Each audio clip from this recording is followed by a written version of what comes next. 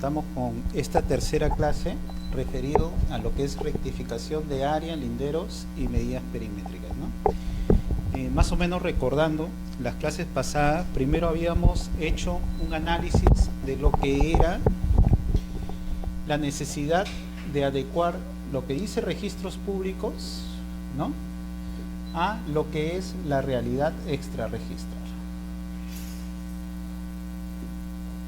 Porque habíamos dicho que registros públicos tiene una información que difiere de esta realidad y por lo tanto, cuando difiere esta realidad y no es igual, es diferente, entonces hay que realizar lo que es la rectificación. Y esto se llama inadecuación registral.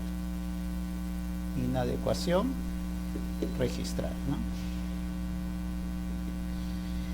Y este proceso de inadecuación registral busca asimilar la información que brinda registros con la realidad extrarregistral. Y habíamos visto diversos supuestos de inadecuación registral. El primer supuesto, habríamos hecho referencia a lo que son errores. El error. Que el error podría venir en referencia a dos aspectos. El error material y el error de concepto. El error material debido a que el registrador, al momento de hacer la publicidad del acto en la partida registral, se había equivocado de poner alguna letra, un símbolo, un nombre o hecho una omisión, ¿no? Y el error de concepto en cuanto el registrador, cuando había calificado el título, lo había interpretado en forma inadecuada. Entonces, en referencia al error material, habíamos dicho que puede ser rectificada de oficio, no da derechos a mayores pagos de derechos registrales, no se exige pagos, puede también ser solicitado a pedido de parte, incluso ahora vía internet. Sin embargo, el error de concepto no podía ser rectificado de oficio, salvo que el registrador necesita rectificar este error de concepto porque está en la calificación de un nuevo título.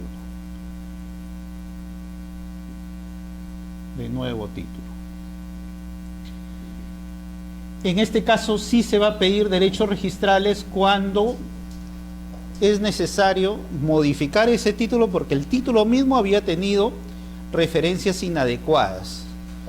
Es decir, las cláusulas no habían sido correctamente redactadas y prestaba a confusión. Y en su caso, ambos tipos de rectificaciones se podrán realizar en un nuevo asiento registral donde precise o encomiende este error. También habíamos visto que las inadecuaciones registrales se pueden rectificar no solo por haber surgido errores, sino que el mismo título tenía una redacción que no era correcta. ¿Y qué había que hacer? Había que pedir la intervención de todos los intervinientes de este acto jurídico, por ejemplo, en una compra-venta del comprador y vendedor a efectos de precisar, supongamos, el precio, o en todo caso una afectación. Y si las partes no se ponían de acuerdo, vía judicial. La segunda forma de rectificar inadecuaciones registrales. Y la tercera era en referencia a documentación fehaciente. Documentos fehacientes. ¿Y cómo así en mérito documentos fehacientes? Por ejemplo, en la vía notarial yo he pedido que rectifiquen mi partida de nacimiento y por consiguiente mi DNI ha variado de nombre. Entonces, un documento fehaciente podía ser un certificado de RENIEC donde haga referencia de mi cambio de nombre, se me agregó un nombre, se me quitó un nombre, o en todo caso RENIEC al momento de entregarme mi DNI, me cambió mi libreta electoral de 7 dígitos por el DNI de 8 dígitos, ¿no? Y había una variación en referencia a los datos. Entonces, esto es un concepto de inadecuación registral cuando lo registrado difiere de la realidad, y estas son las formas como estos tipos de inadecuaciones pueden ser subsanados. Hay que tener presente que el artículo 2013 del Código Civil, 2013 del Código Civil, hace referencia al principio de legitimación. ¿Y qué significa ese principio? Que supuestamente todo lo que está inscrito es exacto y válido, mientras no se realice la nulidad en la vía judicial, y actualmente, en mérito a la ley 3313, también la nulidad en la vía arbitral, o en todo caso no se realice la rectificación como lo estamos exponiendo en estas clases de rectificación de área, linderos y medidas perimétricas. Entonces, un recordar de lo que es inadecuación y las formas que hay para poderlo rectificar.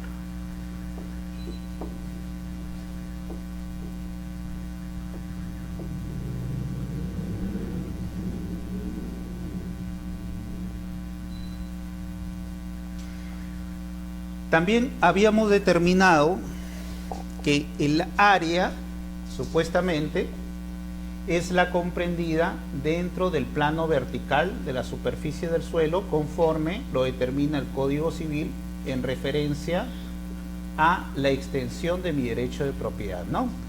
Y cuando el derecho de propiedad hacemos referencia específicamente a lo que es al derecho de mi predio, o sea, la propiedad predial, dice que todo el área encerrada dentro de los perímetros superficiales, ¿no?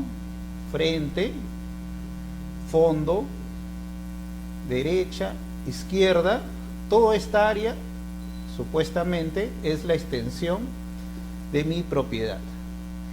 Y conforme el Código Civil yo tengo derecho de sobreedificar para arriba o para abajo, ¿no? Para arriba, en cuanto pueda edificar construcciones sobrepuestas, 1, 2, 3 pisos, hasta donde yo lo pueda aprovechar. Y para abajo también, la misma facultad que yo tengo por la extensión de mi derecho de propiedad predial. Salvo, siempre hay lo que se llaman límites, porque todo derecho tiene límites, ¿no? Por ejemplo, lo primero que no sería factible yo poder aprovechar serían los recursos naturales. Porque ahí tenemos normas de protección de estos recursos, y en todo caso, si yo llego a encontrar, por ejemplo, oro, llego a encontrar plata, llego a encontrar materiales o recursos naturales aprovechables, estos recursos son del Estado y yo tendría que pedir un derecho de concesión para poder explotar y extraer estos recursos.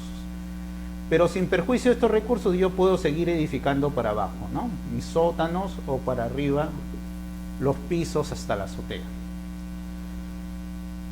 En cuanto al derecho, también está limitado en cuanto a la zonificación y en cuanto al urbanismo.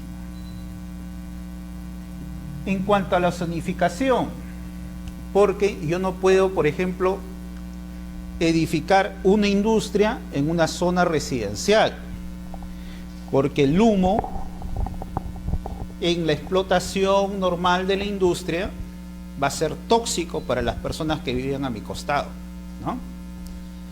Entonces tenemos ahí referencias al tipo de edificación, ¿no? Es decir, los usos.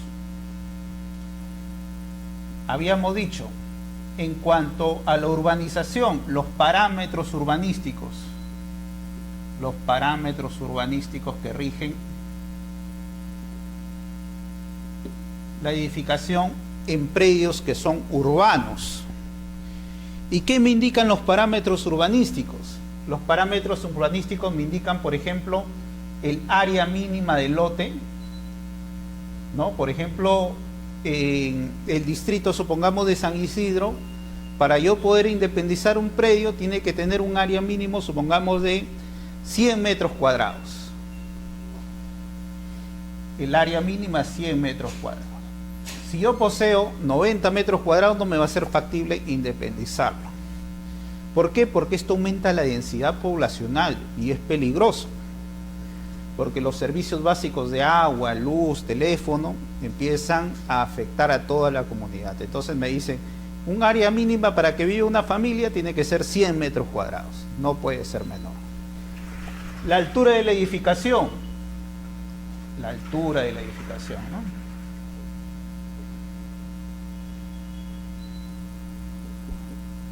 Por ejemplo, me dice, mi predio puede tener hasta una altura de 2 o 3 pisos. No podría yo construir más que esos 3 pisos.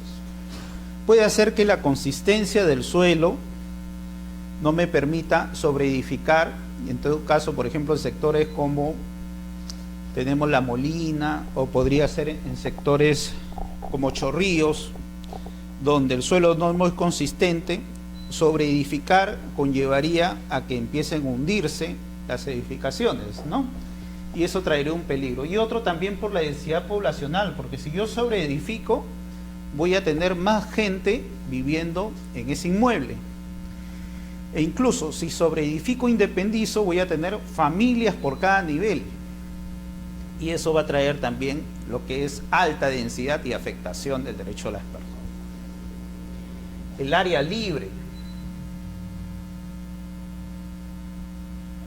Porque el área libre me va a permitir poder tener espacios donde uno viva adecuadamente.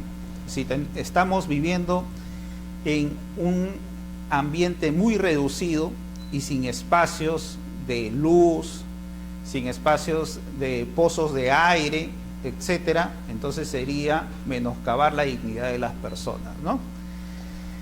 Y más aún, ante esos defectos, todavía si tenemos una mala edificación, sería un peligro para las personas que vivan dentro, ¿no? Entonces, un poco de la dignidad de la familia, de las personas, poderlos tener en un ambiente que tengan un área libre, sin edificación, donde se pueda percibir pues estas referencias adecuadas de una vivienda, ¿no?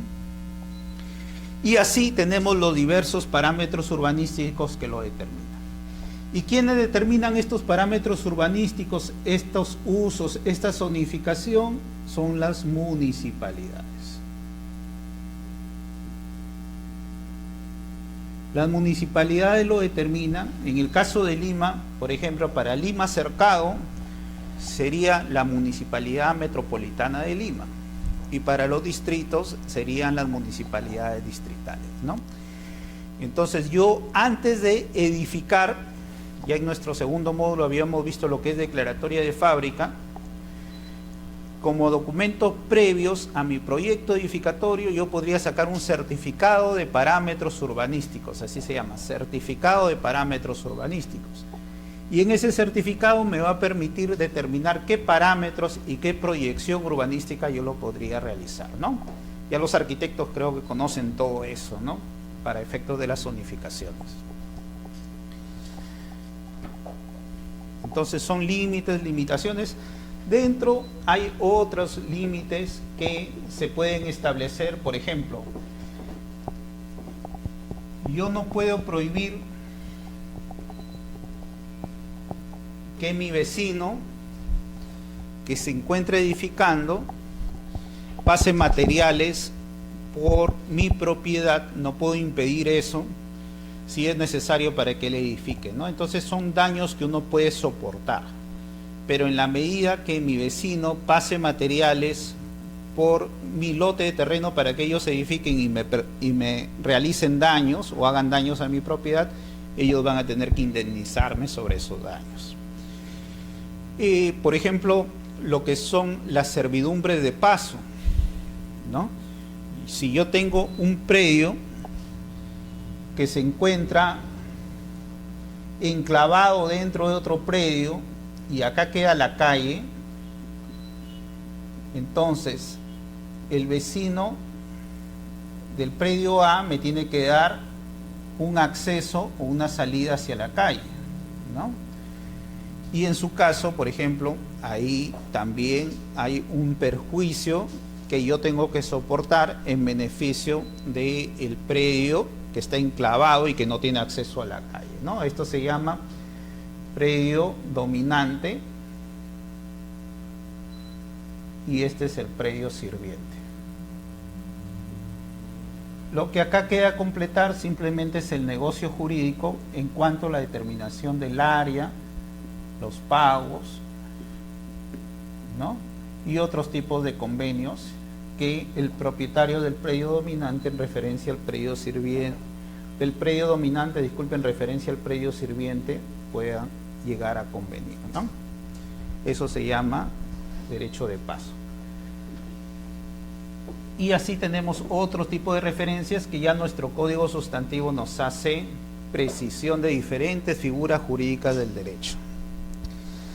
Ahora, recordando también, y ya empezamos lo que es la ponencia de la clase de hoy, ¿no?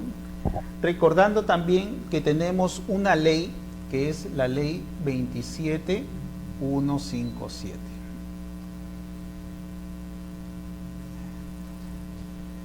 Denominada Ley de Regularización de Edificaciones, Ley del Procedimiento de Declaratoria de Fábrica y del Régimen de Unidades Inmobiliarias de Propiedades Exclusivas y de Propiedades Comunes, que habíamos visto en el sentido que yo poseo una edificación que la realicé sin haber previamente sacado licencia municipal.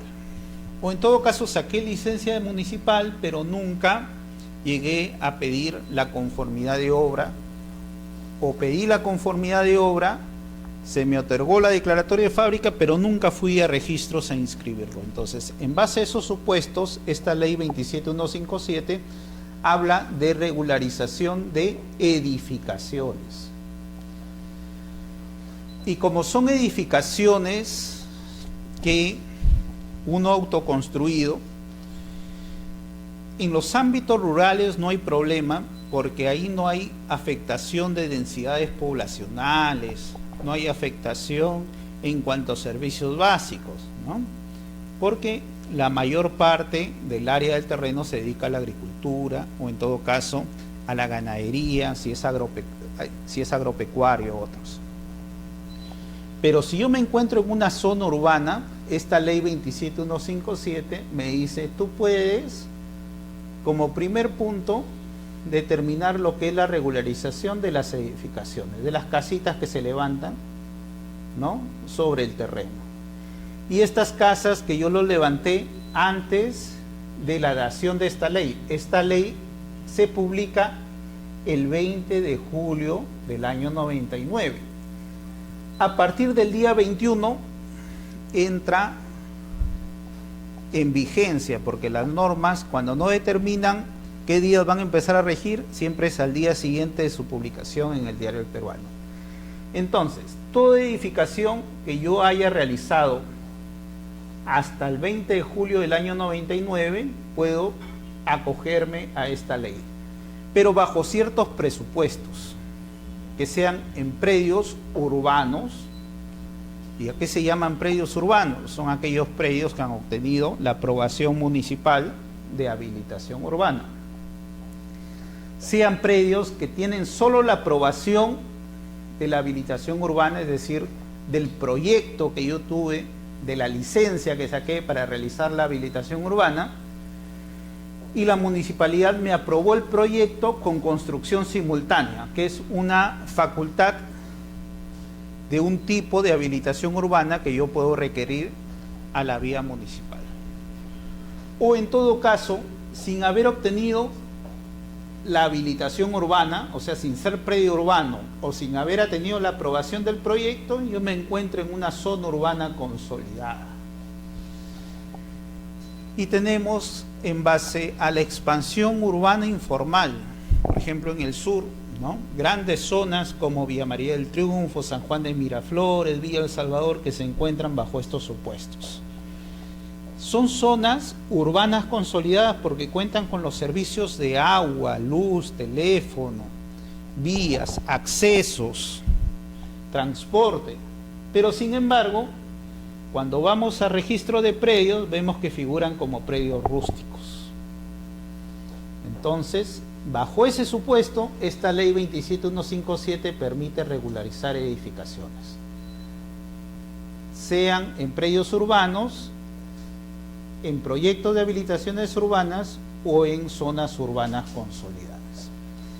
¿Y cómo yo determino que me encuentro en una zona urbana consolidada? Puedo sacar un certificado municipal, como puede ser el certificado de parámetros urbanísticos. El que hice referencia contenía los parámetros de los cuales yo puedo edificar. Ahora, esta vigencia de edificaciones construidas hasta el 20 de julio 99 se da solo para regularizar lo que son edificaciones, ¿ya? Edificaciones.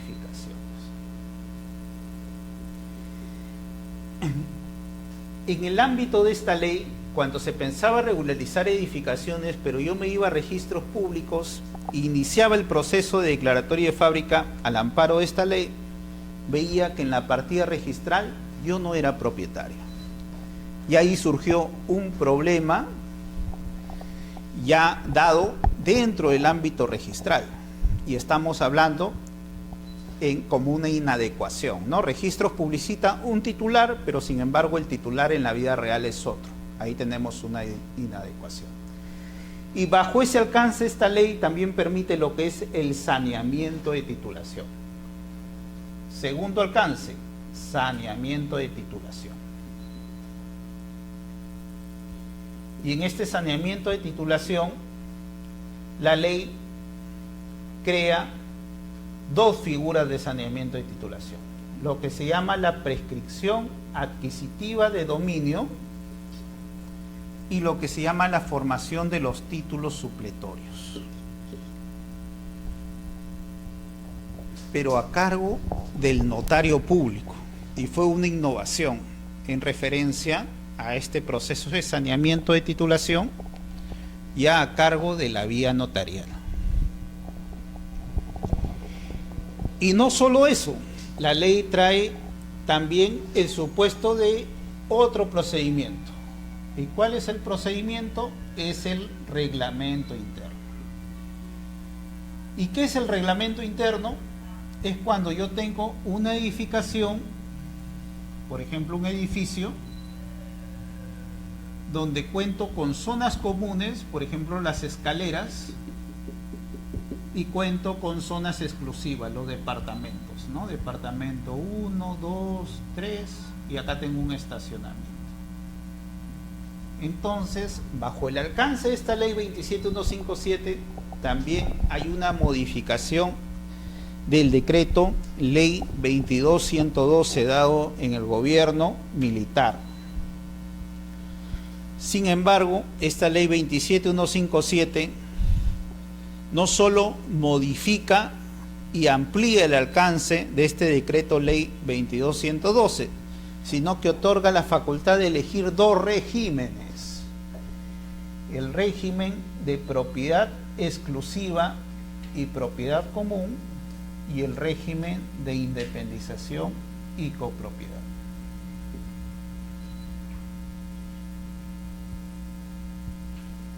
Entonces vemos cómo la ley 27157, ya en su reglamento, el artículo 4 del decreto legislativo 035/2009, da una serie de alcances para lo que es el saneamiento. Pero la gran pregunta viene, ¿y de dónde surge entonces el saneamiento de área, linderos y medidas perimétricas que estamos viendo? Vemos que no se da en referencia ni a la ley ni a su reglamento, sino esto surge cuando estos procesos de titulación, de prescripción adquisitiva de dominio y títulos supletorios a cargo del notario lo pone como procesos no contenciosos.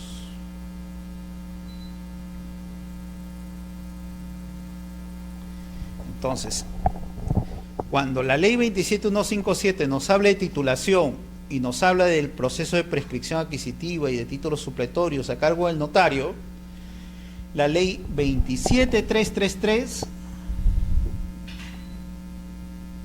lo que busca es darle un procedimiento adecuado a este supuesto de titulación y crea lo que es el proceso no contencioso notarial, ya normado el año 96 por la ley 26662, y amplía sus alcances para que los notarios públicos este proceso de titulación lo puedan llevar como procesos no contenciosos en la vía notarial, pero aprovecha esta ley y agrega a este proceso no contenciosos lo que es la rectificación de área, linderos y medidas perimétricas, pero en la vía notarial.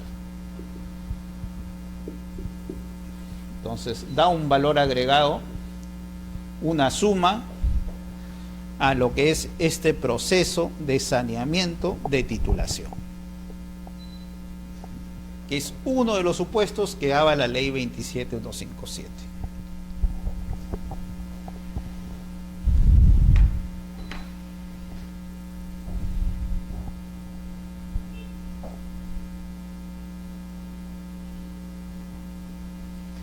Bajo el amparo de la ley 27157, un poco viendo lo que es el proceso de edificación, tenemos que, a diferencia de un proceso normal, donde yo me voy a la municipalidad, previamente saco mi certificado de parámetros urbanísticos, contrato a mi arquitecto, mi ingeniero civil para que vea el estudio de suelos, de estructuras, mi arquitecto para que me diseñe la casa, la infraestructura, ¿no? Esta ley habla de una especie de regulación ya no a cargo municipal, sino atribuye la función de verificación de la adecuación de mi edificación ya construida antes del 20 de julio del 99, le quita a la municipalidad competencia y se la da a lo que es el verificador responsable. Y le encomienda al verificador responsable en estos procesos de regularización de edificaciones, es decir, si esta edificación, que ya había sido construida antes de julio del año 99, cumplía o no cumplía los parámetros urbanísticos en la fecha que fue edificada. Entonces, ya el verificador, que es un arquitecto, un ingeniero civil, que ha acreditado ante registros públicos estar hábil, no haber tenido sanciones, y al ser un profesional técnico en referencia a lo que son edificaciones, a él se le irroga la responsabilidad de verificar el cumplimiento de los parámetros o no, que es uno de los supuestos de la ley 27157, regularización de edificaciones. Entonces, bajo responsabilidad del verificador, él tiene que emitir en este procedimiento lo que se llama el informe técnico de verificación.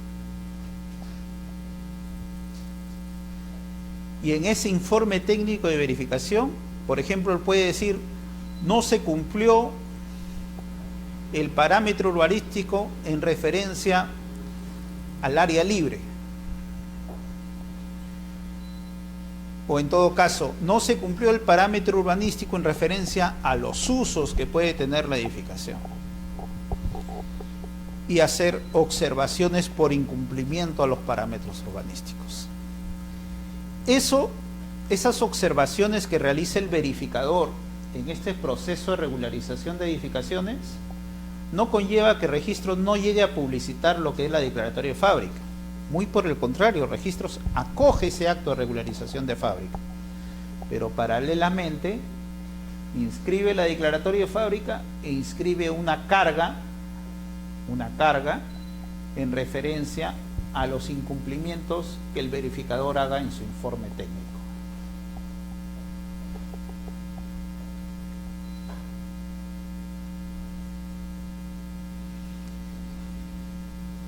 Ahora, esta ley 27157 nos dice, ojo, no solo el incumplimiento de parámetros, sino también a la realidad física del predio.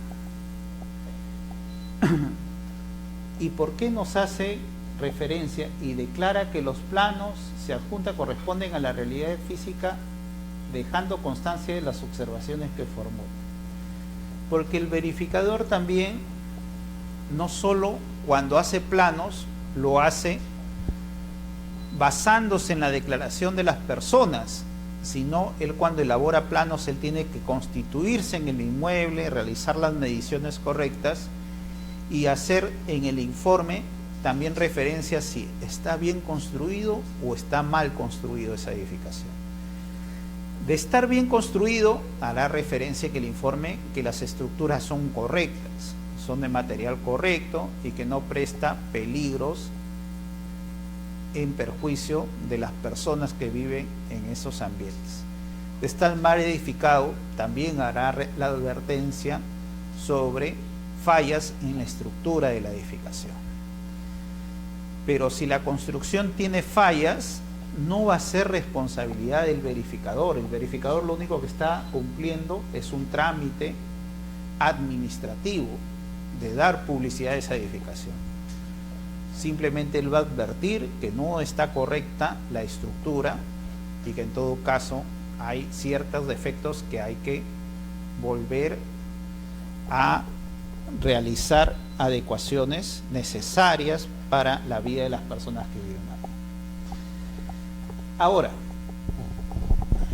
esta función del verificador, como lo vemos, supervisora no solo de cumplimiento de parámetros, sino también de estructuras, se acrecienta aún más cuando la ley, el reglamento de la ley 27157 dice, también el verificador, si constata que existen discrepancias entre la realidad del terreno, sus linderos y medidas perimétricas, con lo que figura en la partida registral, estamos hablando entonces que la realidad es diferente a lo que publicita registros. Entonces estamos hablando de una inexactitud registral.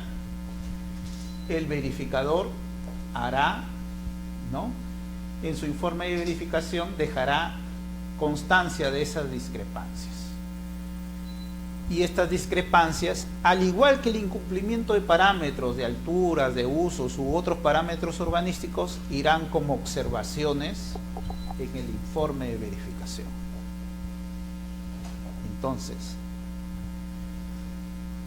ingreso a registros, la edificación, ingreso al informe técnico con las observaciones. Las observaciones pueden ser de incumplimiento de parámetros, pero también pueden ser sobre que la realidad de las áreas, linderos y medidas perimétricas no son concordantes con las que figuran en registros. Como le digo, estas observaciones no impiden que la fábrica se inscriba.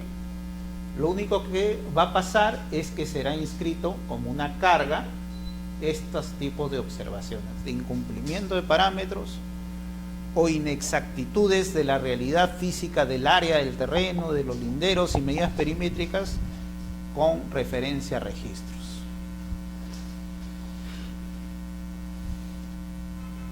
Pero, ¿y para qué la norma me dice que el verificador deba declarar esas observaciones si de todas maneras se va a inscribir la fábrica? No es como a nivel municipal. A nivel municipal, si uno presenta un proyecto aprobado con licencia y uno al momento de edificar no está cumpliendo con el proyecto, la municipalidad al momento de supervisar puede paralizar la obra, ¿no? Sin embargo, acá, como ya encontramos algo que ya está edificado, lo único que se va a hacer referencia a esas cargas. ¿Y cuál es la sanción de esas cargas? La sanción de esas cargas es que deben ser subsanadas antes de ejecutar cualquier tipo de alteración a esa obra. Esa es la sanción a nivel registral, solo a nivel registral, que trae la norma sobre este incumplimiento de parámetros o estas discrepancias en referencia a lo que es la realidad física con lo que figura en registros públicos.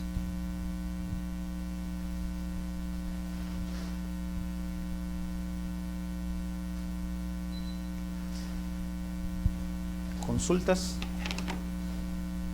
¿Todo bien? ¿Está claro? ¿Muy rápido? ¿O está bien? Ya, entonces vamos a borrar entonces, ya viendo el ámbito de lo que es la ley 27157.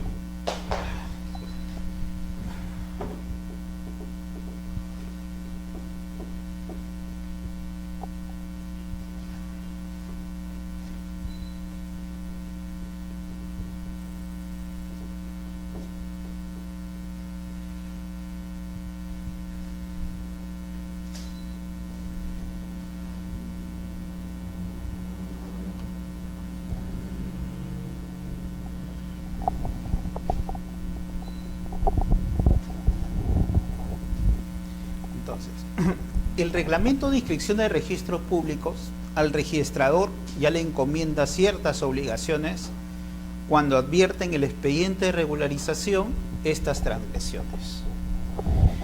Entonces, el artículo 25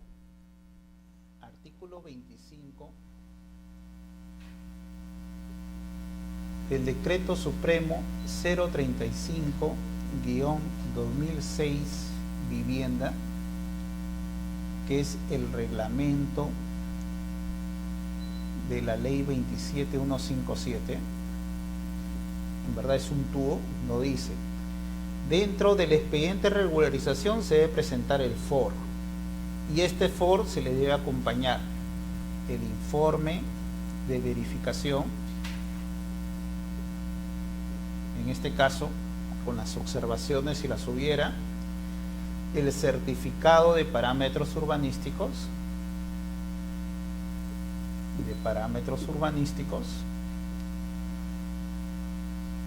los planos, el plano de localización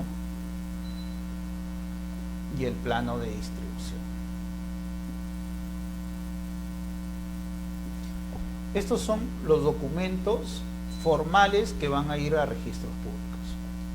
El registrador, en su proceso de calificación, va a determinar que hay adecuación de esto, o sea, del título, este es el título formal, con lo que figura en la partida registral, ¿no? En la partida electrónica. Ya habíamos visto que se divide en 6 rubros y habíamos hecho referencia incluso cómo se inscribe en cada rubro, ¿no? Entonces el registrador lo que le dice: si tú en este informe de verificación encuentras estas observaciones, entonces esto tienes que ponerlo en el rubro, habíamos dicho A, B, C, D, E y F, ¿no? En el rubro B, que es el rubro donde se inscriben las cargas y gravames. En este rubro tienes que escribir rubro D, ¿ya? Y la declaratoria de fábrica, en todo caso, que está en el FOR, lo inscribes en el rubro B. Aquí escribes tu declaratoria de fábrica. El rubro B es el rubro que se llama descripción del predio. Descripción del predio. Y el rubro E es el rubro de cargas y gravames. Y acá vas a inscribir la carga, le dice el registrador público. Cuando encuentras transgresiones a los parámetros en el informe de verificación y otras cargas reguladas. Cuando se refiere a otras cargas reguladas, básicamente se está refiriendo a lo que es la inadecuación que hay en el título en referencia a la realidad registral, porque difieren las áreas, linderos y medidas perimétricas. Incluso hay ciertos tipos de obras donde se necesita la participación de verificadores ad hoc. ¿Y cuáles son esas obras? Por ejemplo, obras donde se estén afectando el patrimonio cultural de la nación, obras donde se estén afectando recursos naturales. En el primero, el Ministerio de Cultura; en el segundo, INRENA. Obras cuando haya concentración masiva de público, o en todo caso edificaciones de más de 5 pisos que pueda afectar la evacuación de las personas, o en todo caso cuando hay concentración masiva de público, ¿no? Y hemos visto el caso de el incendio que hubo, supongamos, hace unos años en Mesa Redonda, ¿no? Donde mucha gente falleció porque no había, las edificaciones no tenían un acondicionamiento para que toda la gente pueda evacuar en esas zonas. Entonces, para eso participa el INDECI, que es Instituto Nacional de Defensa Civil, o en todo caso el Cuerpo General de Bomberos Voluntarios del Perú, ¿no? Y esas son entidades rectoras que tienen sus verificadores ad hoc, donde por estas características de la edificación van a tener que intervenir en estos procesos de regularización de edificaciones. Estas observaciones que emitan los verificadores ad hoc también van a ser inscritos en el rubro cargas y gravámenes. ¿Y qué va a pasar? Si el propietario quiere realizar alguna modificación a su fábrica, es decir, a su edificación, previamente va a tener que levantarse estas cargas.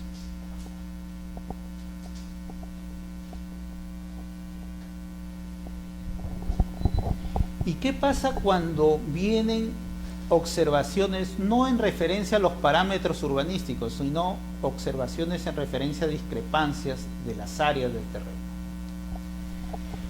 La ley 27157 y su reglamento, ¿no? El 035/2006 vivienda es el reglamento, nos dice en su artículo 33, cuando el informe refiere a discrepancias, ¿no?, en cuanto al área, linderos y medidas perimétricas, el registrador inscribe la declaratoria de fábrica, pero siempre y cuando el área no sea mayor a la que figure en el registro. Entonces, ¿cómo es esto? En el FOR dicen que el área del terreno es de 90 metros cuadrados. Y en la partida registral dicen que el área del terreno es de 92 metros cuadrados. Acá es un área menor de lo que dice la partida registral, que es el supuesto. Si el área del terreno no es mayor a la que figura en registros públicos, entonces simplemente la discrepancia se inscribe como carga, ¿no? El informe de verificación hará una observación, el verificador, diciendo que acá el área, cuando mide el área del terreno, ha calculado que es menor a la que figura en registros públicos. Y en el rubro cargas y gravámenes se va a decir que el área del terreno en la realidad es menor, ¿no?, a lo que figura en registros públicos o en la partida registral. Hasta ahí no hay inconveniente. Pero ¿qué pasa si el área del terreno es mayor? Y acá nos encontramos en otro supuesto. Acá el área del terreno es 92 metros cuadrados y el área a nivel de registros es 90 metros cuadrados. Entonces, la realidad ahora, el área es mayor a lo que figura en registros públicos. El área es mayor a lo que figura en registros públicos. En este caso, no se va a realizar la inscripción definitiva de la declaratoria de fábrica, sino se va a hacer una anotación preventiva de la declaratoria de fábrica. ¿Y qué diferencia hay entre una anotación preventiva y una inscripción definitiva? Las anotaciones preventivas son asientos provisionales, son asientos transitorios, que su único fin es advertir que la información de registros puede ser cambiada y en todo caso hace referencia a lo que se llama la reserva de prioridad. Eso es una anotación preventiva, es algo provisional, su mismo nombre lo dice, preventivamente, provisionalmente. y la vigencia es de 1 año y solo se puede prorrogar por 1 año adicional más cuando se produce estas diferencias. ¿Y por qué preventiva? Porque acá nos encontramos en un supuesto donde se podría estar afectando derechos de terceros, ¿no? Puede ser que el vecino no haya respetado el lindero y se haya ido un poquito más allá del colindante. O puede hacer que se esté aprovechando incluso de bienes públicos, ¿no? Como son las calles, etc. Entonces, por eso es preventivamente, ¿ya?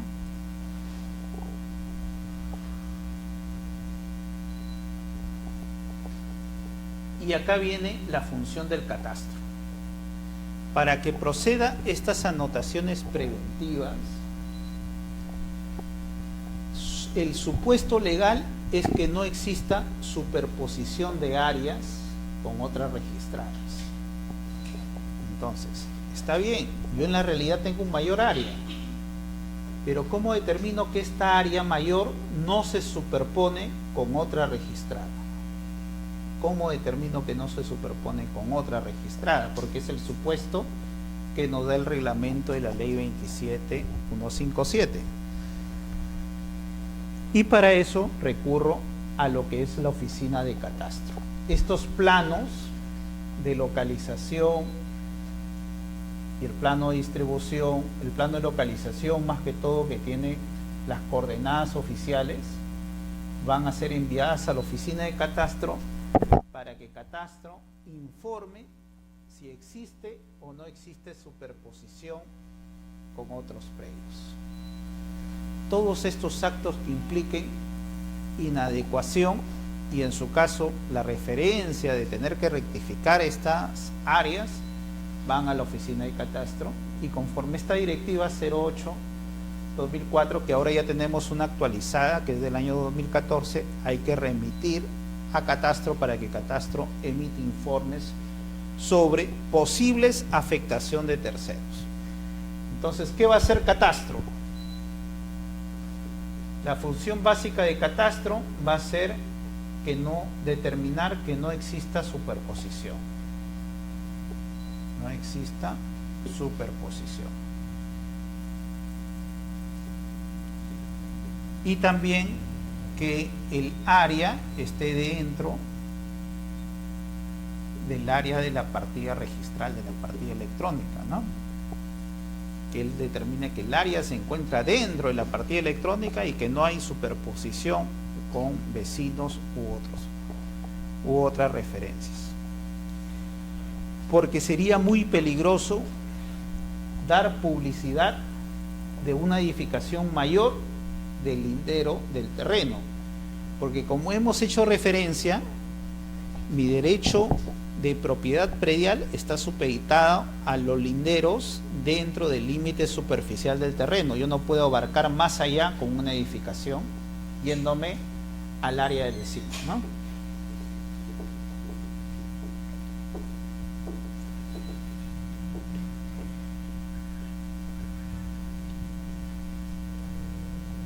Y ahora que ya tenemos el panorama en referencia a lo que es inadecuación, como la ley 27157 determinó lo que es el saneamiento de declaratoria de fábrica por regularización, de saneamiento de titulación y de reglamento interno, vamos a ingresar a lo que es la ley 27333. Esta ley, que es la que crea en vía notarial, ¿no?, lo que es la rectificación de área, linderos y medidas perimétricas.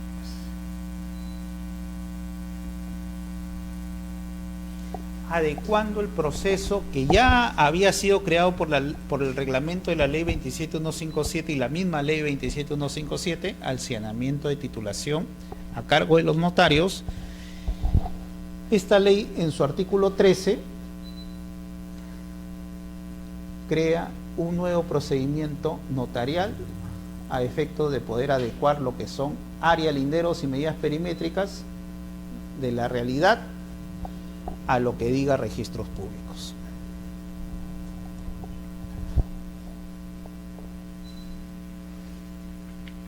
estoy yendo muy rápido, me pasan la voz como para que no se pierdan, ¿ya? Dime.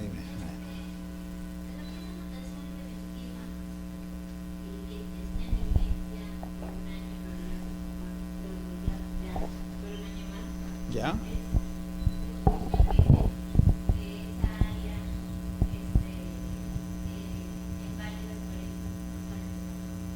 Ya. Claro, o sea, comúnmente la ley 27157 te decía, por más que haya observaciones en el informe de verificación, tú inscribes la declaratoria de fábrica. Eso es lo que te dice la ley 27157. Inscribe la declaratoria de fábrica y las cargas también, las cargas técnicas que se generan. Tú inscribes esto. ¿Ya? Pero en este supuesto, cuando el área real del terreno es menor al área registrada, y Catastro te ha dicho, no hay superposición, te dice, por si acaso, yo he hecho mi informe técnico y veo que no hay superposición, no hay afectación de los vecinos, no hay afectación de la vía pública. Entonces podría determinarse ahí que en verdad es un error de cálculo que está al momento de determinar el área, o en todo caso simplemente una inadecuación en cuanto las medidas que se tomaron de un lindero no correspondían o no eran adecuadas. Entonces, en ese supuesto te dice, en vez de inscribir la declaratoria de fábrica, lo que haces es una anotación preventiva.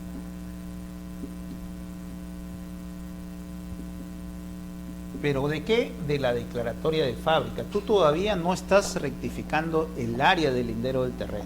Solo lo que estás diciendo es, dale publicidad preventivamente a esa declaratoria de fábrica, porque previamente, ¿qué vas a tener que hacer? Vas a tener que realizar el saneamiento. Y cuando ya realices el saneamiento y ya el área sí se adecúa y es correcta, luego de este trámite que vamos a explicar, ahí esto ya va a pasar de preventiva a ser definitiva, ya se inscribe ya correctamente el área, ¿ya? Eso es lo que se busca. Ahora, la crítica a esta reglamentación de la ley 27157 es que te dice, si el área de registros públicos es menor al área real del terreno, anótalo preventivamente. Pero ¿acaso el área en verdad es determinante que exista o no superposición? Porque cuando habíamos hablado de área,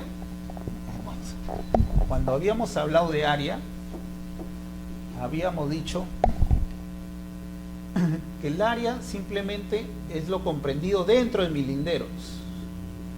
Y acá puede hacer que en el cálculo del área, a ver, supongamos AB, el área en sí, supuestamente es el cálculo matemático A por B, que te va a conllevar cuánto es el área.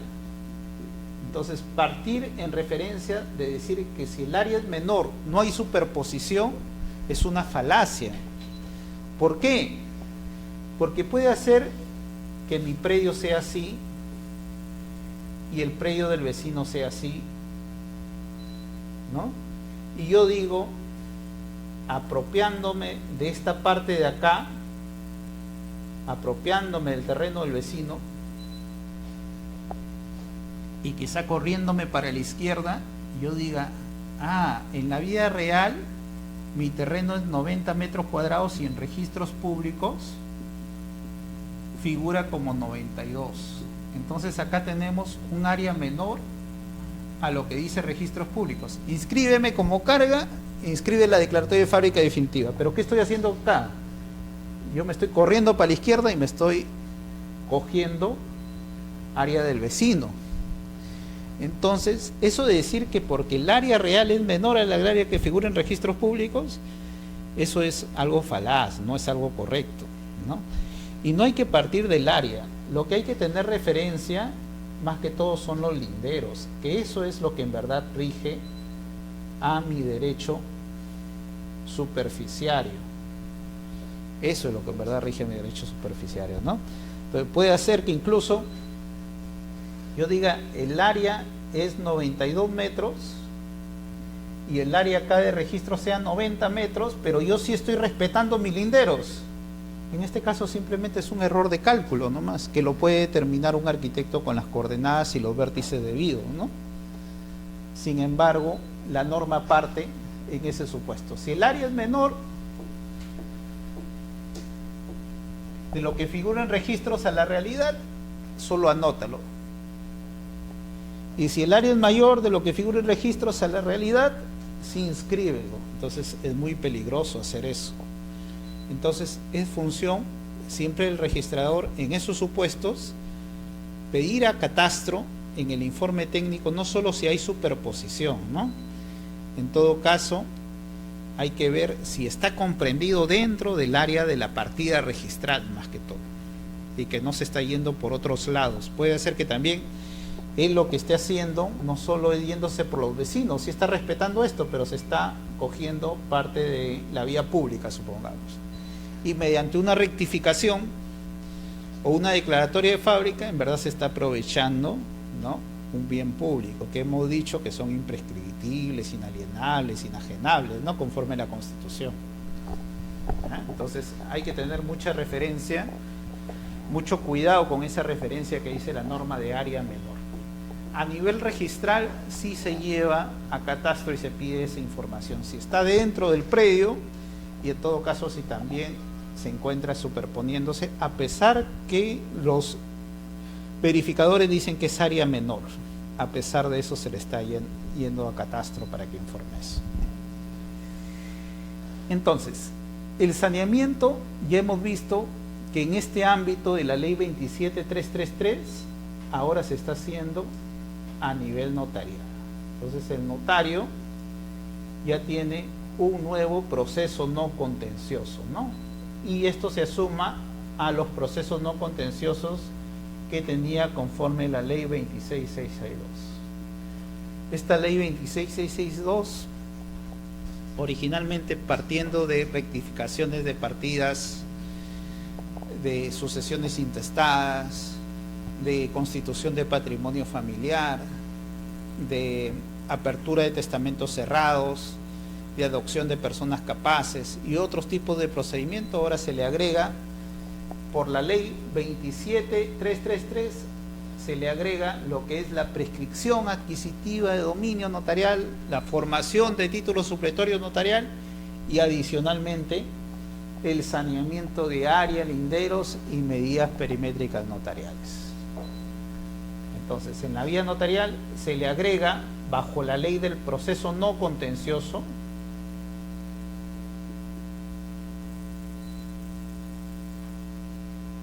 se le agrega a los que ya decía la ley 26662, el proceso de prescripción adquisitiva de dominio, el proceso de formación de títulos supletorios y ahora el saneamiento de área, linderos y medidas perimétricas.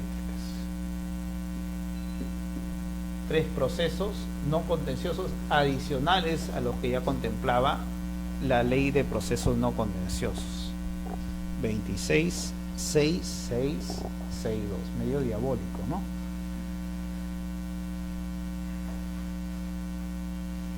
Y hace referencia, alternativamente, yo poder ir, como ya lo habíamos visto en la clase pasada, en la vía judicial, bajo el artículo 504 y siguientes del Código Procesal Civil. ¿Se acuerdan de procedimientos abreviados que eran contenciosos? Alternativamente, yo puedo ir en la vía notarial si es que voy a saber que no va a haber conflictos, no va a haber oposición, bajo el amparo de la ley 27333. Para este caso específicamente tenemos el artículo 13 y para los otros tenemos el artículo 5 y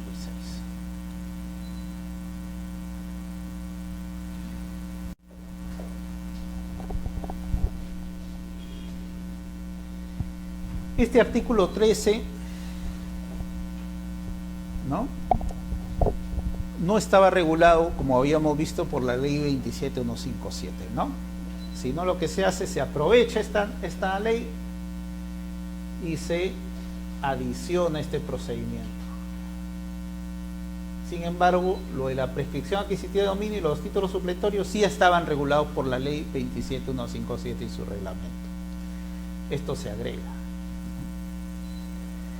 Y lo que busca es corregir las inexactitudes, que habíamos visto. ¿Qué cosas son inexactitudes? Que cuando la información de registros no es igual a la información de la realidad, ¿no?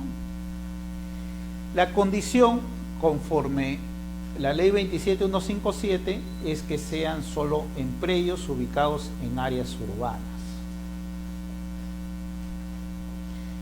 O sea, no se puede realizar en predios rústicos. Y cuando hablamos de áreas urbanas, son áreas dentro del proceso de habilitación urbana, áreas donde existe la aprobación del proyecto de habilitación urbana y construcción simultánea, o áreas urbanas consolidadas, en esos supuestos.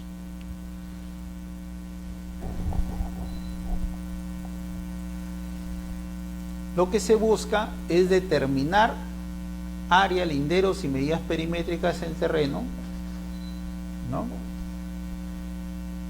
Y cuando hay discrepancias, corregir esas discrepancias, ¿sí? Porque también puede ser que en la partida registral, que ya habíamos visto, registro de predios, creado en 1888, ¿qué le interesaba el registro de predios?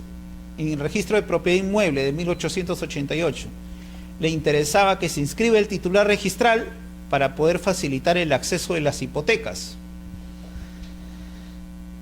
Y no le interesaba la referencia al objeto, ¿no? La determinación del área, lindero, medidas perimétricas era algo accesorio que iba en la publicidad registral. Actualmente ya estamos viendo que las normas han cambiado y ahora somos bien estrictos, más aún con la ley 28294, donde se busca el sistema integrado del catastro, ¿no? Entonces, con esta ley 28294 y con las referencias del reglamento de inscripción de registro de predios, ahora sí interesa el objeto, que es uno de los 3 elementos que debe constar en registros públicos, ¿no? La determinación de área, linderos y medidas perimétricas.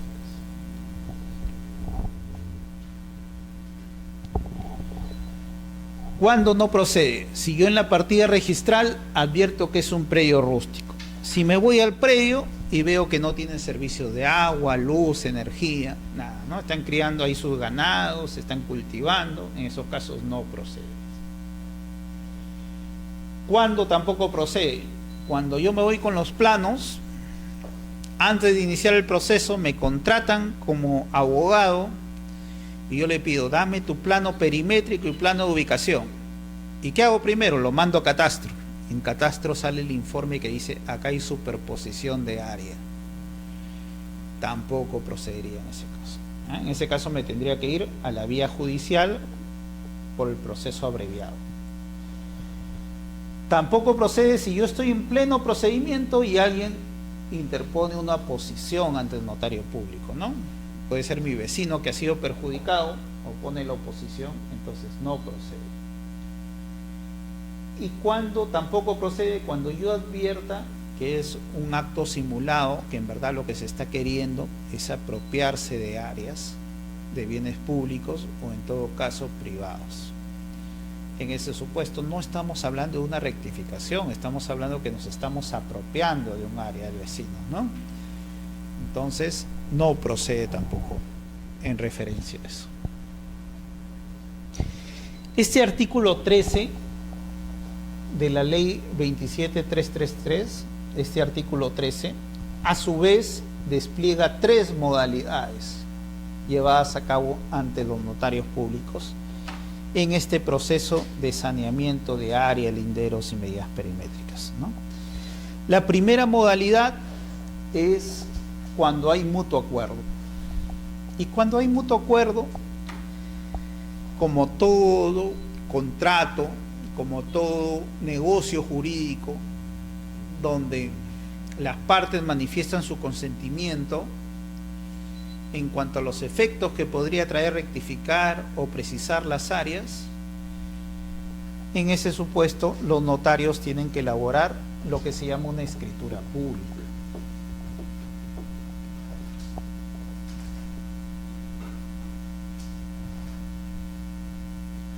todo contrato privado donde haya convenio de crear, regular, modificar o extinguir relaciones jurídicas, por ejemplo una compra-venta, cuando va comprador y vendedor, y uno quiere instrumentar en la vía notarial ese negocio jurídico, los notarios tienen que elaborar escrituras públicas.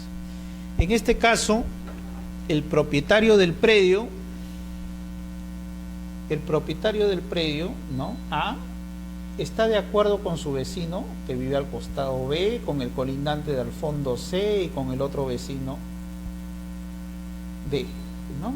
Y está dentro, en todo caso, del lindero frontal. Todos ellos participan porque les interesa a todos determinar los linderos que los va a separar su predio del predio de los vecinos. A todos les interesa, todos tienen el mismo interés. Y no existe superposición. Entonces, ¿qué se hace? Simplemente se elabora una escritura pública.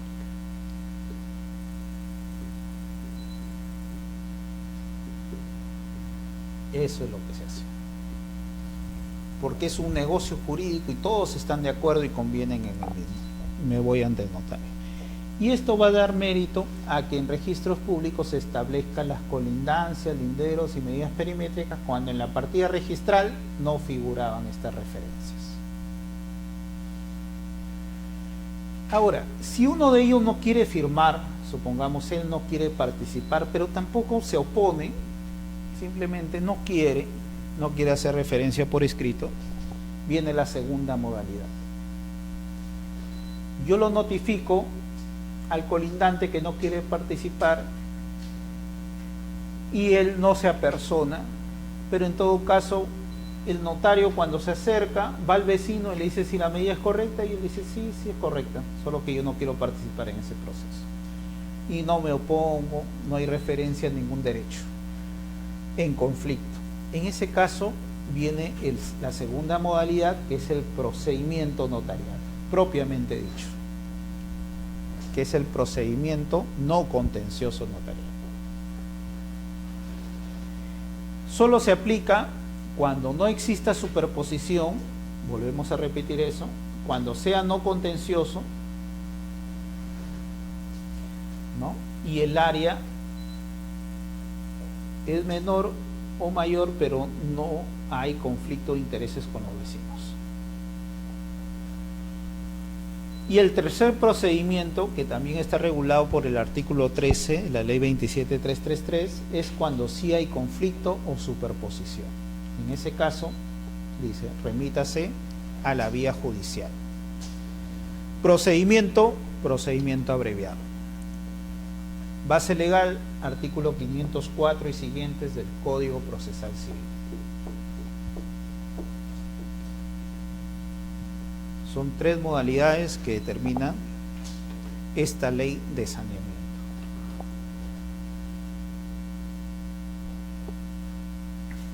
Como le dije, de todas maneras la escritura pública va a ser donde, bajo la modalidad de mutuo acuerdo, las partes den su conformidad en referencia a este saneamiento inmobiliario. Se va a juntar a esta escritura pública el informe técnico y los planos que hagan factible enviar los mismos a la oficina de catastro para que la oficina de catastro del lugar donde se ubica el predio, por ejemplo, si el lugar es acá en San Isidro, hay que enviarlo a la zona registral de Lima para que emitan su pronunciamiento que no existe superposición. Incluso si existe superposición, pero ya el vecino está participando en estos procesos de saneamiento, porque en la realidad física en verdad no existe tal superposición, no habría problema porque bajo este mismo procedimiento se adecuarían ambas partidas registrales. Porque acá hay convenio, y cuando hay convenio ya existe un acto jurídico válido, ¿no? La ley 27 333 dice que tienen que participar todos los colindantes, pero esta es la participación de todos los colindantes, puede ser interpretado en el sentido que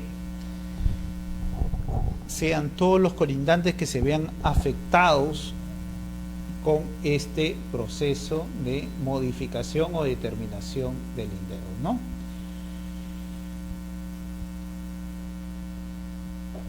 Entonces, hay una interpretación literal que se podría dar que sí y necesariamente sí deberían participar todos, o una interpretación legal o auténtica que se podría dar en el sentido que cuando habla de participen todos los colindantes, son todos los colindantes que se encuentren afectados.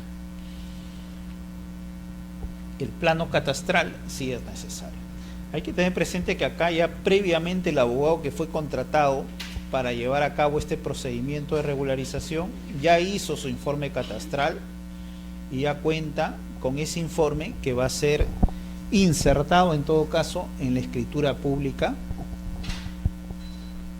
¿no?, del acuerdo. El procedimiento notarial, que es el segundo supuesto, ¿no? Entonces acá tenemos cuando el área del predio es igual o inferior a la partida registrada, o el área del predio es superior, pero en todo caso no existe una superposición, ¿no? No se superpone con otra partida registrada. Esta es la modalidad 2, donde no intervienen todos los colindantes. Si en este caso, como no intervienen todos los colindantes y habría por ahí un informe de catastro que te diga si sí existe superposición, en este caso ya haría que estos procesos no continúen, sino que se vayan a la vía judicial. ¿Y por qué a la vía judicial? Porque los notarios no tienen función jurisdiccional como tienen los jueces. Los notarios no pueden resolver conflictos de intereses. Por eso los notarios llevan estos procesos, pero vía procesos no contenciosos. Dime. ¿Ya?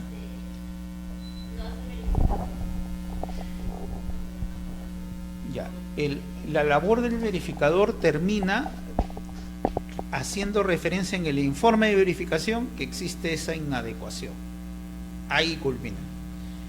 Y el registrador inscribe eso como carga en la partida registral, ¿ya?, en el proceso de regularización de edificaciones. Ahora, en estos procesos de acá puede participar un verificador, como puede ser un arquitecto o ingeniero que no sea verificador. Puede participar ambos.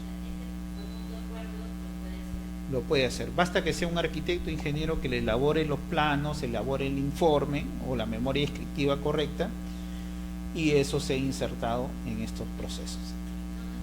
No necesariamente sea verificador.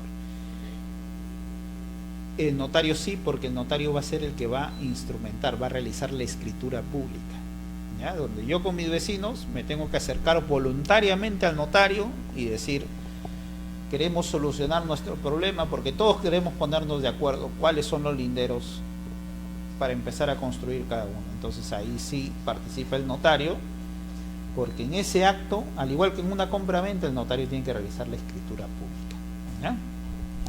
En este segundo supuesto no hubo la participación de todos, por eso es que hay que seguir un proceso no contencioso, que es diferente.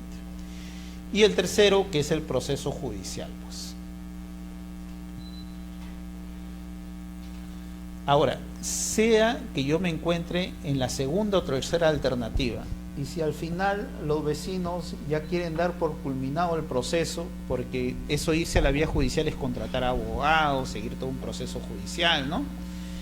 O en todo caso en el emplazamiento notarial quizá me convenga mejor de una vez ponerme de acuerdo para que no haya nulidades en un futuro, o sea, todo más rápido. No hay problema, en cualquier momento yo me puedo poner de acuerdo con todos mis vecinos y elaboro la escritura pública. Y ahí no interesa que yo haya seguido el proceso no contencioso, que es la modalidad 2 del artículo 13, o el 3, o me encuentre en la vía judicial. Incluso se suspende en la vía judicial porque yo presento mi escritura pública, ¿ya?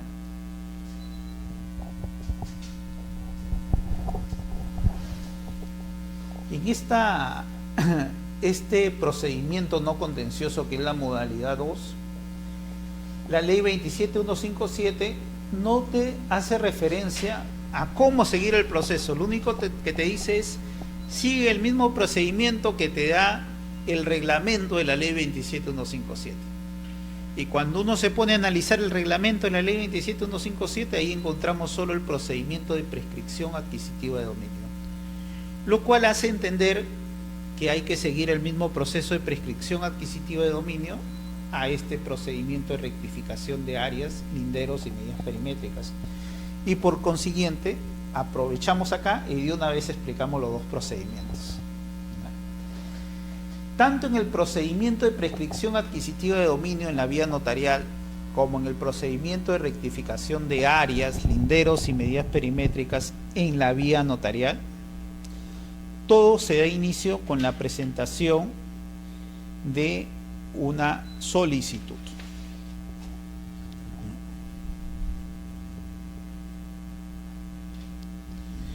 Una solicitud que lo tenemos que llevar ante un notario, pero ante el notario del distrito notarial donde se ubica el inmueble. Por ejemplo, si estamos queriendo sanear un predio que se encuentra en Villa María del Triunfo, puede ser un notario del distrito notarial de Lima, puede ser un notario del Callao, un notario de Jesús María, un notario de San Isidro, un notario de San Juan del Lurigancho, incluso del mismo Villa María, ¿no? Pero no podría ser un notario del Callao, porque el notario del Callao es de otro distrito notarial, ¿no? Y no podría ser tampoco un notario de Huacho, Huaral, Barranca, porque esos pertenecen a otro distrito notarial. Entonces tiene que ser el notario dentro del distrito notarial donde se ubica el bien. Tiene que ser ante un notario que sea abogado, porque vemos que comúnmente en los lugares del interior del país, bajo la norma antigua del notariado, existen notarios que no necesariamente eran abogados. El notario interviene siempre y cuando no haya COFOPRI iniciado el trámite de saneamiento, porque si no, si COFOPRI está iniciando el trámite de saneamiento, realizando el levantamiento de planos de trazados y lotizaciones, o sea, los PTL, puede hacer que la información discrepe con la que se estaría llevando en la notaría. Entonces, el notario tiene ciertos límites en su función. Él no interviene cuando ya hay otra persona que está interviniendo en un proceso. Él se tiene que abstener. Y tiene que ser de predios urbanos, básicamente, ¿no? Esto estoy hablando tanto en los procedimientos de prescripción adquisitiva de dominio notarial como en rectificación de área, linderos y medidas perimétricas. La única diferencia que se podría dar, bueno, acá tenemos una resolución del Tribunal Registral donde hace referencia a que este trámite de rectificación de área se da solo en predios urbanos, ¿no? Ya que la 27157 remitía al reglamento y el reglamento a la ley, y en este reglamento y la ley solo habla de predios urbanos bajo estas modalidades, ¿no?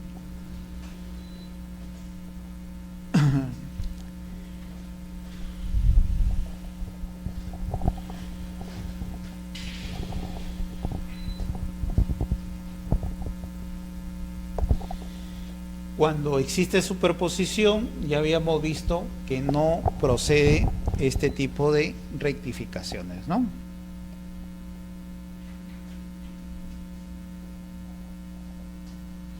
Entonces, ¿cómo se inician estos procedimientos, tanto de prescripción adquisitiva de dominio como referencia de rectificación de área, linderos y medidas perimétricas? Mediante una petición escrita, una solicitud ante el notario competente, ¿no?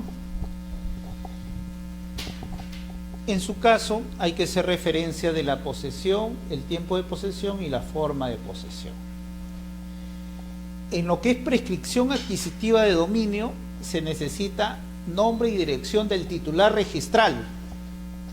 En lo que es rectificación de área, linderos y medidas perimétricas, nombre y dirección del titular registral, pero de los colindantes, porque ahí el que está iniciando el proceso debe ser el titular registral de la partida registral, ¿ya? Juan Pérez es propietario de esta casa. Juan Pérez tiene que iniciar este proceso ante la notaría. pero tiene que hacer referencia a quién es el titular registral del de la derecha, el titular registral del fondo, el titular registral de la izquierda. En lo que es rectificación de área, linderos y medidas perimétricas. En lo que es prescripción adquisitiva de dominio es al revés. El que está iniciando el proceso es el posesionario, quien va a emplazar a Juan Pérez, al titular registral, porque le va a cancelar su dominio para él ponerse como nuevo propietario, ¿ya? Y esa es la diferencia que hay entre estos procesos.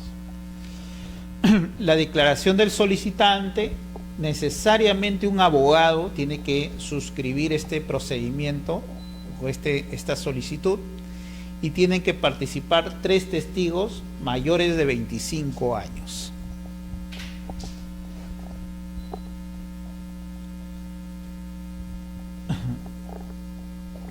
En su caso, la certificación municipal y administrativa de quien figura en las municipalidades como titular, ¿no?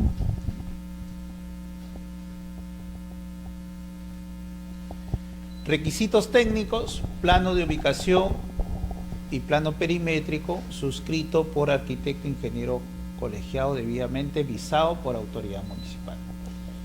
Ojo, acá dice ingeniero arquitecto colegiado, no dice verificador. En ese sentido, puede ser verificador como que podría ser no verificador. Pero ya con el respaldo de la avisación municipal quiere decir que se ha seguido un procedimiento administrativo municipal y han comprobado la realidad física del terreno en la vía municipal. Los testigos, como dice referencia, mayores de 25 años, preferentemente vecinos o ocupantes de predios colindantes. Y la certificación registral, que no hay superposición con colindantes. En este caso, del catastro de registros públicos.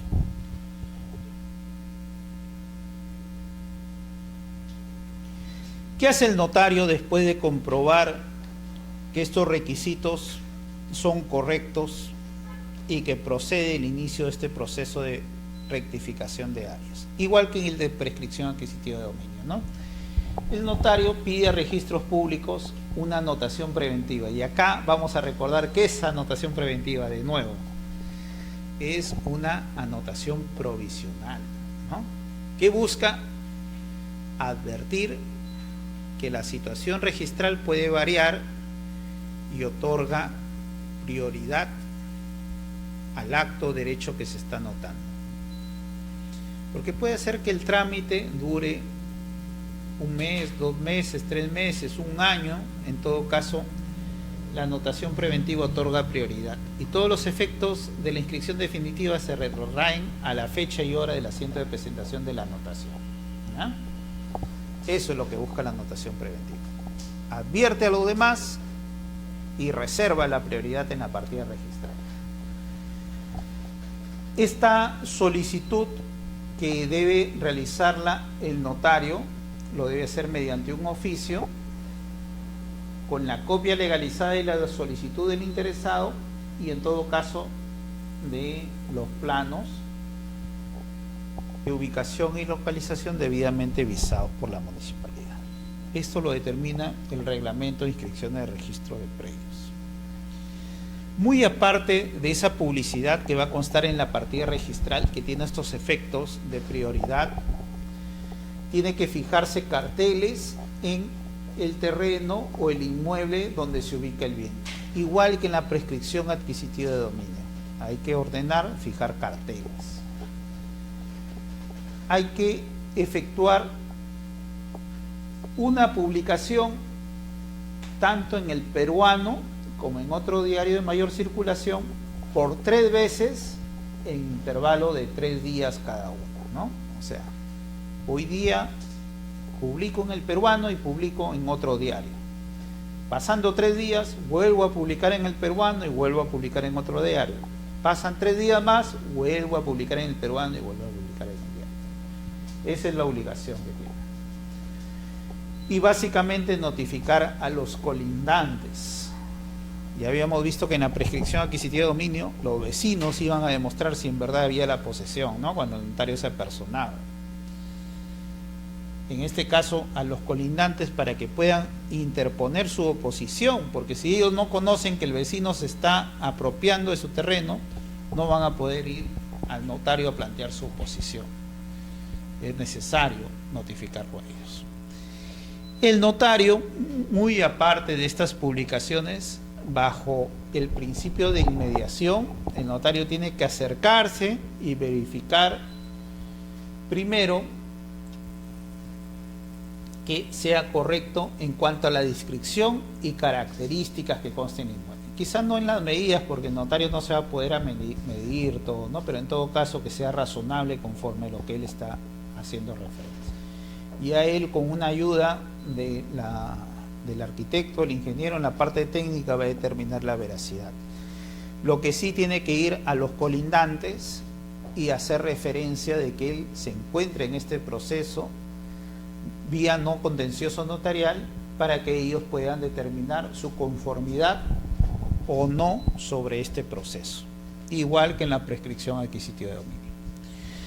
La norma dice que 25 días de la fecha de la última publicación, habíamos hablado una publicación en el peruano y el otro en mayor circulación por 3 veces, desde la tercera publicación tienen que pasar 25 días. Si no se ha interpuesto oposición, el notario levanta un acta notarial declarando en todo caso la rectificación solicitada. Si fuera un proceso de prescripción adquisitiva de dominio, levantará el acta declarando la prescripción adquisitiva de dominio.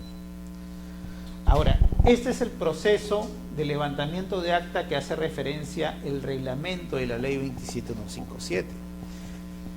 Pero la ley 27333, en su artículo 5, cuando habla de prescripción adquisitiva de dominio, dice, puede ser que en vez de acta tiene que levantar una escritura pública. Por consiguiente, no interesa si sea acta o escritura pública, cualquiera de esos dos instrumentos notariales va a dar origen a que se rectifique o se inscriba, en su caso, este proceso no contencioso. Sin embargo, si yo soy el vecino colindante y me encuentro afectado en mis derechos y veo que se está realizando esta inspección, puedo acercarme a la notaría e interponer mi derecho de oposición.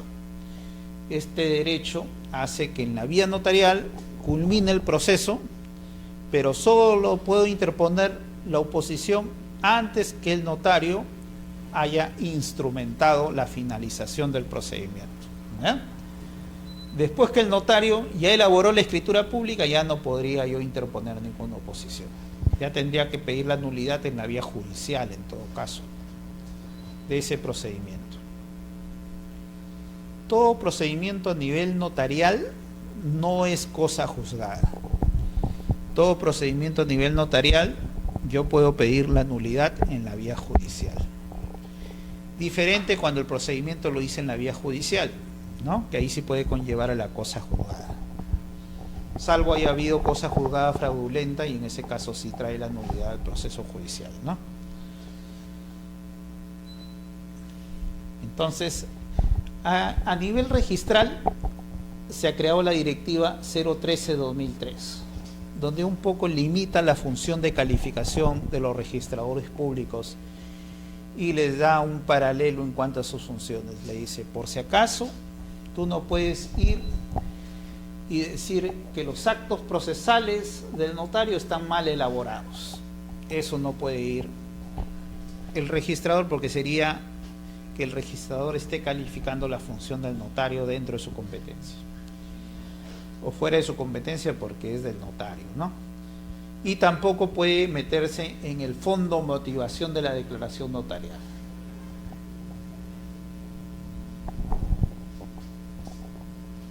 Son límites del procedimiento que ha elaborado la SUNAR para que no sea impedimento las inscripciones de estos actos no contenciosos. Por su parte, el Tribunal Registral ha encontrado también una falencia por parte de Registro de Propiedad Inmueble de 1888 ante la carencia de planos gráficos, ¿no? Porque antes no se requerían eso, ahora ya se requieren.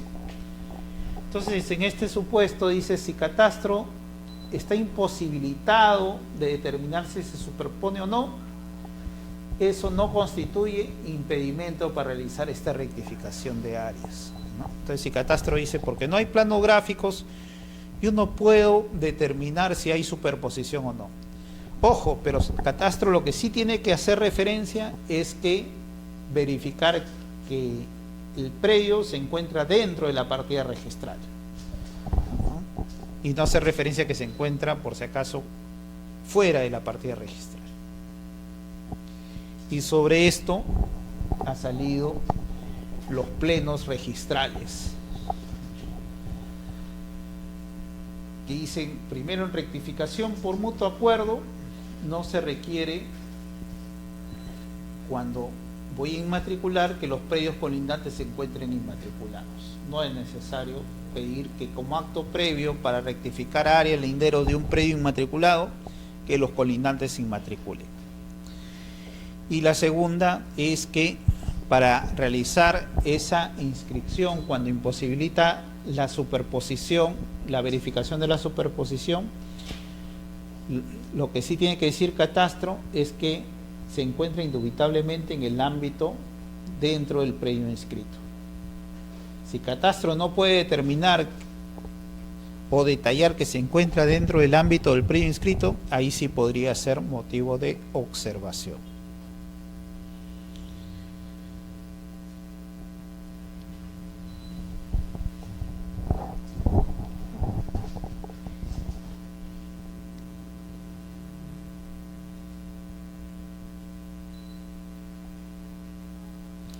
Y esta es también una sesión extraordinaria que ha traído a cabo cuando existe acuerdo, ¿no? En referencia a cuando hay escrituras públicas, aunque exista superposición con los predios inscritos, en todo caso la escritura pública y la consolidación del vecino, que también participa al elaborar la escritura pública, hace que no haya problemas en esta superposición. En ese caso, lo que hay que hacer, lo que debe hacer el registrador simplemente también es rectificar los colindantes cuando hay superposición, porque ahí ya ha habido consentimiento de los colindantes y el que solicita la rectificación. ¿Ya? ¿Una consulta? Claro. A ver, ¿esta? La de acá. Claro, entonces, lo que pasa es que no todas las partidas inscritas en registro de propiedad inmueble cuentan con documentación gráfica. Y al no contar con documentación gráfica, Catastro no tiene con qué base gráfica comparar los planos que nosotros le presentamos en estos procesos de rectificación. En ese supuesto, bastantes procesos de segunda instancia han dicho que sí procede inscribir la rectificación. ¿Por qué? Porque ahí Catastro no te está diciendo se superpone, sino te está diciendo yo no puedo determinar que se superpone, porque no tengo base gráfica. Pero lo que sí tiene Catastro que advertir es que el ámbito gráfico se encuentre dentro del predio inscrito. Eso sí tiene que determinar. ¿Ya? O sea, él puede decir, yo estoy viendo que sí coinciden los linderos y que sí se encuentra dentro de esta partida registral. Lo que no te puedo decir es que si hay superposición con otros predios, eso sí no te puedo decir. En ese caso sí procede. Pero si Catastro te dice, sí advierto que hay superposición con el predio tal, en ese caso ya no procede este proceso de rectificación de áreas. ¿Ya? ¿Me entendiste? Ya, bueno, entonces ahora últimamente ha salido un precedente de observancia obligatoria que no lo pude agregar acá porque ha salido recientemente, pero se lo voy a dictar. Es el precedente de observancia obligatoria 132. Salió publicado en El Peruano el día 12 de octubre del 2015 y donde hace referencia a que, a pesar que esté inscrita una anotación preventiva del inicio de estos procesos no contenciosos notariales, no impide que cuando se venga la inscripción definitiva, el registrador vuelva a calificar conforme su competencia, ¿ya? O sea, ¿qué quiere decir? Que si se anotó preventivamente, eso no significa que en la definitiva sí o sí se va a inscribir. No es vinculante. Ambos casos son muy apartes. Lo único que hace la anotación preventiva es reservar la prioridad y advertir que hay un proceso no contencioso. Lo único que hace es eso. Pero cuando viene la definitiva, el registrador puede volver a calificar la definitiva y si encuentra observaciones, lo va a plantear en la esquela de observación respectiva, ¿ya? Eso es lo único. Y bueno, por esto damos por culminado lo que es este proceso por el día de hoy. Y después vamos a ver otros supuestos que también hay de rectificación de área, linderos y medidas perimétricas. La última clase va a estar un poco dada por precedente de observancia obligatoria y por esta ley 28294, la ley del catastro y del Código Único Catastral, que es bien interesante, una ley que uniformiza todo el sistema registral a nivel catastral. ¿Ya? Ese es para la próxima clase.